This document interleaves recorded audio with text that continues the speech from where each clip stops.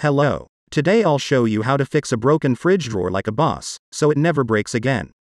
Everybody has broken refrigerator or freezer plastic drawers or shelves looking for pizza or ice cream.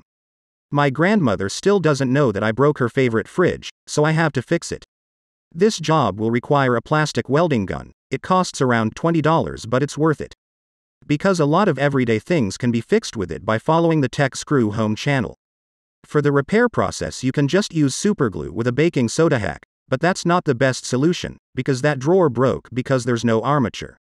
To glue the drawer you have to place it on a hard, flat surface, then take a welding gun with a suitable staple and melt the drawer crosswise the damaged area.